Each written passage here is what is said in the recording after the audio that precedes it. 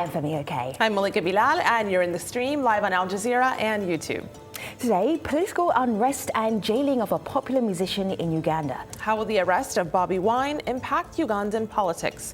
Join us with your comments and questions.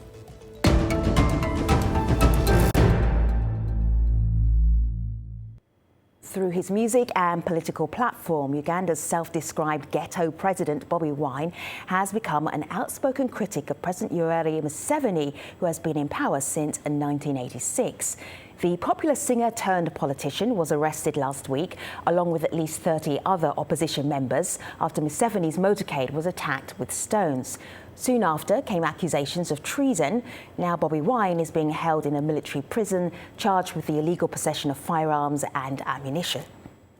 The jailing and alleged mistreatment of the musician by security forces sparked protests and unrest earlier this week in Kampala. Online, the hashtags Free Bobi Wine and Release Bobi Wine are being used to bring attention to this case. Well, since the weekend, one protester was killed and at least 68 have been arrested. So today we want to learn how the arrest of Bobi Wine and other opposition voices will impact politics in Uganda. With us to talk about this in Kampala, Robert Kyagulanyi, a journalist, Andrew Mwenda, the founder of The Independent, that's a newspaper in Kampala, and Grace Natabalo is a social media activist. We also asked a spokesperson from the Ugandan government to join our program, but they declined our offer. But guess it is really good to have you. Malika, where should we start? Let's start with the president's own words, and that's via Twitter. This is President Museveni, who tweeted moments ago, "I have noted the issue of unprincipled politicians taking advantage of our unemployed youth to lure them into riots and demonstrations. And this is something my government is addressing." This is part of a longer statement that he's released on the official presidential website. But Grace, what do you make of the president's comments there? Yeah, thank you for having me once again. So I think this is the kind of narrative that the president wants to keep, to make it sound like the young people are not interested at all in the politics and whatever is going on, but they are. They might be unemployed, and that's a fact that many of them are unemployed, but it doesn't mean that they don't care about what's happening in the country, and it doesn't mean that they don't care, that they don't see the police brutality, they don't see what happened to Bobi Wine. So I think it's just a narrative that he's been using for the last several years just to get people to feel guilty for participating in most of these demonstrations. So yeah, I've heard that before, and for me, it just doesn't cut it. Andrea, I want to show our audience some pictures from Uganda from the last few days. Edwin shares this on Twitter. A photojournalist, a Reuters photojournalist here, covering a story, and you can see what's been happening to him there. He's being beaten. Then we have a member of parliament in hospital after also being beaten. And then there's a picture here. I can't show you the picture, but read, if you want to go to @HE Bobi Wine, then you'll see this story here. Police has shot my driver dead, thinking they shot me. And then you need to scroll down, because I cannot show you that picture on international TV. Andrew, what's going on? Well, I should provide you context. I think about 4 months ago, the government of Uganda fired its Inspector General of Police, and he will be appearing in its general court martial. But I think he had built a large network of civic activists to provide him information in time to be able to contain riots. The new team in the Ugandan police and the military are not used to containing protests, and I think there is a huge gap in the Ugandan security apparatus. That is why you see them acting in such a desperate manner. I should also inform you that the photographer you see being beaten by the army in the streets used to work with me at The Independent and is a very close friend to me. So this is a very emotional picture that you have shown me. Yeah, and as a journalist, so this, Andrew, as a journalist, when you see that, and when you know that person, do you feel that somehow something's gone wrong in Uganda in the way that the media is even able to tell this story? Yes, something is awfully wrong. What we are seeing are two things. One, the government has run amok in the sense that the security forces seem to exercise very little restraint compared to the previous times in the way they are trying to contain protests. And two, the government itself is absent because, as you have said at the beginning of this show, there is no government person to defend the government on this show. And even within Uganda, there is nobody on the side of government providing any explanation as to why the army and the police can act with such unprecedented brutality against the population. You know, when you talk about brutality there, I think that is what a lot of people are noting online, particularly, of course, when it comes to the man we've talked about at the top of the show, and you guys have both mentioned Bobi Wine, who an MP. This is Tony, who tweets, "The detention and torture of Bobi Wine is why we protest. We demand the state to free Bobi Wine such that he accesses proper medication." He's using that hashtag, which has been used several times, 97,000 as of one day. That was on Tuesday, and the number has only gone up. Talking about that, I want to pivot here to a tweet from our own Al Jazeera correspondent. This is Catherine Soy. She says, "We spoke with Edwin Yawe, Bobi Wine's brother. Says the MP is still in a lot of pain. He has a ruptured kidney, to broken toes and fingers. The family will hold a press conference in the next 20 minutes to update on his condition." Rosebell, the masses that we've seen on the streets, the protests that have come out in support of Bobi Wine, do they surprise you at all? No, they don't. And unlike Andrew saying this is unprecedented, no, it's not unprecedented. We have had several protests and we have seen brutality on the streets of Kampala. Let's not forget, during the 2011 walk-to-work protests, one of the opposition leaders were almost blinded, and that was including, there were aspects of the security that executed that. And this is not the first time we are seeing such level of brutality. The difference here is the sheer courage that young people are bringing to the streets and willing to go to the streets. And if you notice, the protests were not just in Kampala. They've been sporadic in different parts of the country. It was in Mityana town, and there was today morning in the eastern part of the country. And as Bobi Wine is going to be paraded before the court tomorrow, there's apprehension that more is yet to come. But we have not, it's not new. We have seen this kind of brutality. The difference is maybe the large scale of treatment of journalists, that the military is unafraid to do that, to really beat journalists on camera, and also not only James Akena, but very many journalists. Some journalists were charged with inciting violence for simply being with their microphones and doing live coverage. And consequently, the media is not, the TVs are not giving us live coverage anymore of the events that are happening.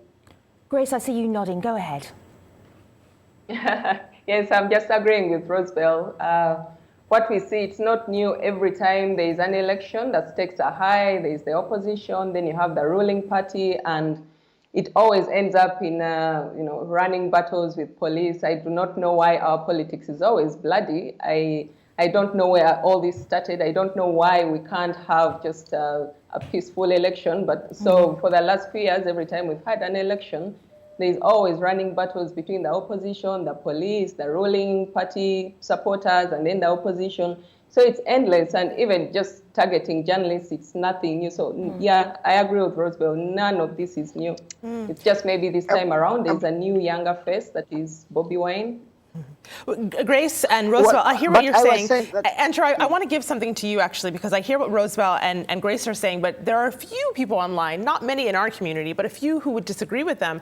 This is one person who says, Bobi and his group have been intimidating and assaulting voters during elections. It will restore sanity in Uganda's politics to have him out of the picture. We won't accept intimidation and violence in our politics. Another person answering the question we asked, why do you think Bobi Wine was arrested? This person says, he was inciting youth to stone the president's motorcade, plus illegal possession of a gun, things that his camp has denied. But Andrew, what do you make of these two comments?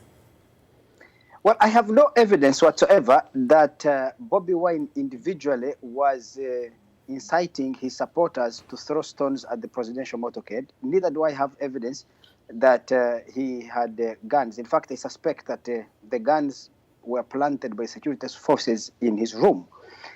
That's my suspicion. But what I can say is that the people who protest against the government in Uganda are not necessarily liberal Democrats seeking a much more tolerant and accommodating government. Remember, these are young people who are angry with the status quo, whatever the reasons, and their protest is an expression of anger, not an expression of their values. But I just wanted to come back to the issue of protest. We should remember that wherever there is a protest, whether it is in Sweden, Norway, the United States, or any country in the world, the police and the protesters will not be kissing and hugging each other on the streets. That is rare. Why I say this is unprecedented, and I'm happy the nearest event Roswell can quote is 2011, which is 8 years ago, is that I have not seen the Ugandan military and police looking at journalists as targets of their attack. Because in 2011, when they beat the opposition politician called Dr. Chiza Besigye was specifically a target of the attack. That I could understand. But here what I see is arbitrary and restrained attacks on journalists who are covering this event. They are not attacking protesters who are throwing stones at them, who are throwing Molotov cocktails at them. They're attacking journalists holding cameras and who are not even fighting back. I find that unprecedented.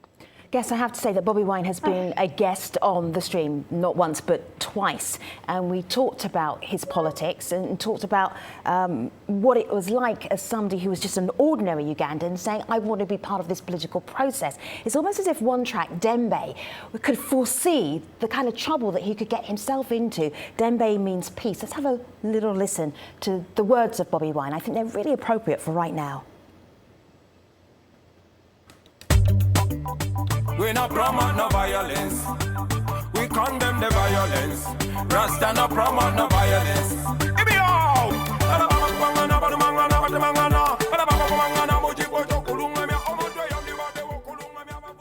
Andrew, the opposition isn't just about one musician turned politician. There is this rising need for people to say we want something different for Uganda. But Bobi Wine's politics, you don't like them, do you? No, I don't. I find Bobi Wine individually, but most especially his supporters, I find them intolerant. I find them anti-democratic. I find them uncouth because I have told you before, these are not people who are saying, we want a Uganda where there can be tolerance of divergent ideas, that you can have a conversation and disagree to disagree. For them, if you disagree with them, they will hurl abuses and insults at you. They will use what we call cyberbullying to slander, to lie, to blackmail, to do practically everything. In fact, I worry that people But that's a small outside section of the community you're talking to, Andrew. I should tell you, Grace, I actually interact largely with the Bobi Wine supporters or many opposition activists via my social media platform. And I don't go to everybody's house, but what I see from them scares me as a person who is interested in open and free debate. I'm sure there are many enlightened Ugandans out there who strongly believe that we need to have an environment where we can debate our disagreements in a civic manner and agree to disagree. But the vast majority, you're trying to use civility to undermine people's anger and to undermine a big section of society that is stuck right now. And you cannot use a civility idea that just because you and I will sit here and talk, that the rest of the country, when you say that every protest in all over the world, there's always some skirmishes, it's not true. In Uganda, I participated in the Women's March in June, on June 30th. For the first time, the police were not engaged with anybody, and we managed to walk peacefully, and we obeyed. But often we see that the government, whenever the people come to the streets, it's because something has gone awfully wrong, because the government controls who can go to the street, and pretty much nobody. We have the public order management bill. It's like begging for your right to protest. So when you're seeing the people that are supporting Bobi Wine and expressing anger is a very important feeling. And whoever is in charge of this country must listen to the people's anger. So I don't agree with you that just because people are angry, that they are not civil, that they are not willing, if given the space, given their right to protest, that they will not take it up. Because I've seen it on Rosabel, I don't mind people. Rosabel, I don't mind people being angry. What I am saying is when those who are angry indulge in cyberbullying, use lies, slander, intimidation, literally to shut up their opponents, then that is not the type of expression of anger that I would like to see. I would like to see people angry, but agree that we can disagree. Assuming if you can use the only power you have, which is the power of an online platform, to intimidate and threaten your opponents, what if you get into power and now you have control of the state's instruments of coercion and repression, the police and the army? Would you act differently? Because we must be very clear. The fact that you criticize the government, the fact that a person criticizes the government does not make them a liberal Democrat. I think you're just picking a bit of few supporters. You have done this with Kizza Besigye. You tend to say that every supporter, pretty much every opponent that comes up, just people who want to offer alternative facts, want to say these are angry people, you can't trust them with power. Well, the man who's ruling Uganda for 32 years was angry enough when he was young. He took guns. We are not trying to take guns. Ugandans are not trying to take guns. They are looking for a way to express themselves, and that has not been allowed to them. That puts us aside. The fact is that Bobi Wine has managed to get people elected into parliament. So you cannot discredit him as some person on the street that has no aim. He has managed to rally around supporters and get elected himself. But and Rosabel, get several I wish you opposition. knew. Rosabel, I hear what you're saying, and Andrew, I hear your point as well. I want to jump in here because I want to bring in our community. Andrew, someone online is hearing what you're saying, and they think that your idea of tolerance, they tweet in, is maintenance of the status quo. So that's one person who disagrees with your viewpoint, but I hear what you are saying. I want to push on just a little bit to this point because a couple of people have raised this. This is Abel on Twitter who says, Bobi Wine represents a new wave of revolutionaries that the president thinks can pose a threat to his grip on power. And he gives hope to the youth who have become helpless. That same theme is echoed in this Facebook post. This is McDom who says, Bobi Wine's arrest has brought together the social classes that have been suspicious of each other in the past in relation to what needs to be done about Museveni's long stay in power. It's reduced the chances of a class war when Museveni's time ends, and now is a good time for players in the opposition and civil society to get their act together. So Grace, I want to bring you in here on that. Do you think that the government sees Bobi Wine as a threat, and this is why we're seeing what we're seeing? And in relation to this Facebook comment, has this then brought people together against Museveni? Yeah, I think Bobi Wine is the new face in the politics, and he's brought a lot of people together because people already liked his music. They love the music. They love the man.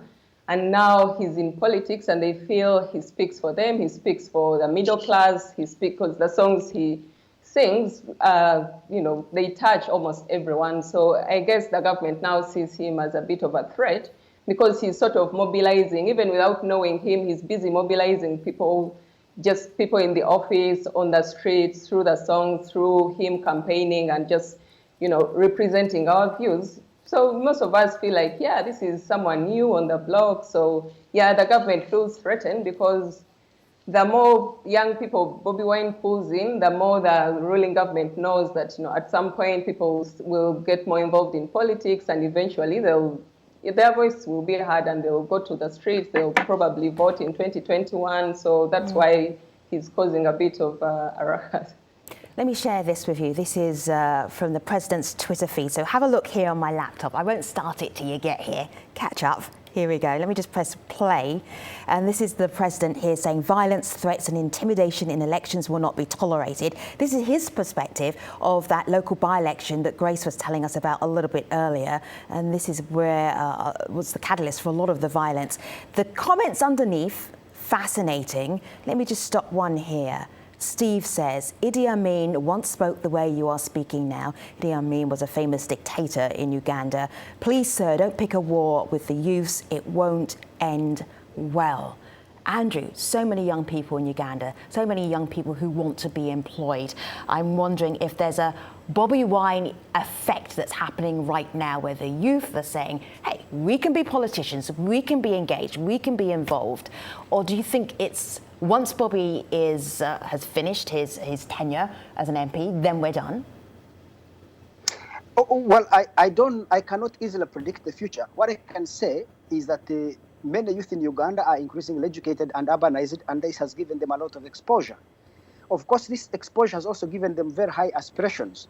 The challenge Uganda is facing is that the rate of growth in their aspirations is faster than the rate at which our economy can create opportunities for them. So the mismatch between their aspirations and the available opportunities is creating social frustration. That is understandable. Every society that has gone through the process of social change, like Uganda, has suffered that. The challenge we face as a country is that how do you manage that transition? It is not true, as Rosebell says, that because you criticize Museveni, it means you're a better alternative. That's why I disagree with Ugandan elites. You see, Adolf Hitler came to power through democratic elections in Germany, and he was the worst tyrant in the world. That did not make the fact that he criticized the Weimar Republic a better alternative. In Libya, they had a horrible dictator called Gaddafi, and he was opposed by the Misrata Brigade. The people who took over power after him, who were criticizing him, the Misrata Brigade, have created anarchy in that country. Andrew, so we must be very careful. How do you feel that your government is... Let me finish. Yes, we have opposition politicians in Uganda who are tolerant, who are democratic. They are led by Mugisha Muntu and so many other members of parliament from the opposition. I disagree with the two politicians only, Dr. Chiza Besigye and Bobi Wine, because I think that they mobilize radical extremism that is intolerant to liberal democratic values. And the best they can establish is a tyranny. They are incapable of tolerating their opponents. That's how they behave. Let me share this headline with you. Museveni, ignore Bobi Wine's injuries, fake news. So what do you make of the way your president right now, his administration, is dealing with this unrest, is dealing with opposition, is dealing with successful opposition? So I have told you that I disagree. I condemn the behavior of the security forces. I actually even find the president's reaction comical. It should tell you something, that it is only the president out there issuing statements on a daily basis as if the government doesn't have a spokesperson, the army does not have a commander, the police does not have a communications person to respond. So the failures of the government of Uganda are very clear. What I'm saying is that we should be very clear that the fact that you have a bad government in authority, a bad regime in authority, does not necessarily make anyone opposing it an angel. You can have evil opposing evil. If I said Museveni is bad or terrible, I would add that Bobi Wine and his supporters, the experience I have with them is a horrible alternative. I would never want to see them govern our country. I have a reply here from several people on Twitter, but I'll just read one. Mo says, Dear Andrew Mwenda, we Free Bobi Wine supporters do not appreciate you calling us unruly or cyberbullies. We're trying to speak out against injustice in mostly peaceful protests. The police always come out to brutalize us. How are we to express our dissatisfaction? So several people with that thought. But I want to move on to this point in the last few minutes of our show. Imse on YouTube says, the arrest of Bobi Wine is a watershed moment to Ugandan politics. It's the beginning of the end for Museveni's regime. Grace, in about a minute, would you agree with that? Well, I think I can't conclusively say that this is the end of Museveni's regime, but I see it as the beginning of something new and a beginning of a conversation, a beginning of, conversation about politics, how the young people see themselves in future. Right now, they see themselves in the eyes of Bobi Wine and they have hope. So it depends on how they, because we have elections in 2021, it's still kind of far away. So it would depend on how the next, how many years is it, 3 years go. But I think it's the beginning of something different and something that's giving people hope. So yeah, I would say this is the beginning of something. I do not know if it's the end of Museveni's rule yet. Rosebell, Andrew, Grace, thank you so much for being part of this programme. We don't have Bobi Wine in this programme. It would have been nice to have him here and his voice here, but I am able to bring you his voice, his opinion, via his music. So we will end this show with freedom. Thank you, guests. Thank you, community, for being part of this conversation. Malik and I will see you online.